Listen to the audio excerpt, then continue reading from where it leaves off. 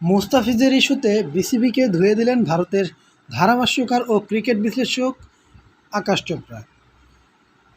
Indian premier লিগের এবারের আসরে মুস্তাফিজুর রহমানের মিশন শেষ হবে ১ মে পাঞ্জাবের বিপক্ষে ম্যাচ দিয়ে। যদিও বাংলাদেশ ক্রিকেট বোর্ড শুরুতে তাকে ৩০ এপ্রিল পর্যন্ত এনওসি দিয়েছিল, তবে পরবর্তীতে তা একদিন বাড়িয়ে ১ মে পর্যন্ত করা হয়।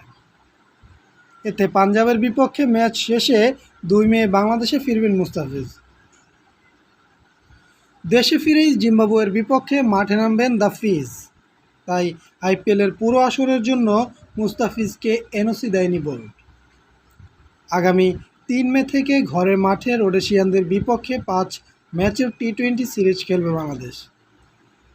আইপিএলের মাঝে মুস্তাফিজকে বিসিবি দেশে ফিরিয়ে নেওয়ার সিদ্ধান্তের কড়া সমালোচনা করেন আকাশ চোপড়া।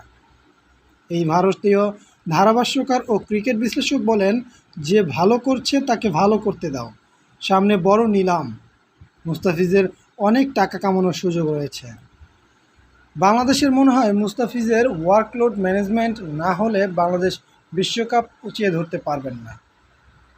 বুধবার ১৭ এপ্রিল আইপিএলে না খেলিয়ে জিম্বাবুয়ের সিরিজ মুস্তাফিজকে খেলানোর ব্যাখ্যা দিয়েছেন বিসিবি ক্রিকেট বোর্ড অপারেশনস বিভাগের প্রধান জালাল ইউনুস। তিনি বলেছেন, আইপিএল থেকে এই পেসারের কিছু শেখার নেই।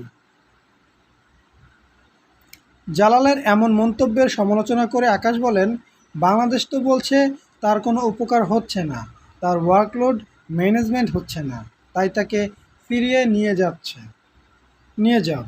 বাংলাদেশ এরকম অনেকবার করেছে, আমার মনে হয় এমনটা করা উচিত নয়। বিশ্বকাপ ঘনিয়ে আসছে, ভারতের ক্রিকেটাররাও যাবে। আমি বুঝতে পারছি না বাংলাদেশ কেন এমনটা করছে। নিজের অফিসিয়াল ইউটিউব চ্যানেলে বৃহস্পতিবার এক ভিডিও বার্তায় এসব কথা বলেন আকাশ চোপড়া। তিনি আরও বলেন, মুস্তাফিজ চলে যাচ্ছেন, চেন্নাইয়ের হয়ে খেলতে পারছেন না। এই ম্যাচে তাকে পাওয়া যাবে, তবে অল্প কিছুদিন তাকে আর পাওয়া যাবে। বাংলাদেশ কেন এমনটা করছে? আমার ভাইকে খেলতে দাও। চেন্নাইয়ের কিছুটা ক্ষতি যদিও হবে, এতে সমস্যা নেই।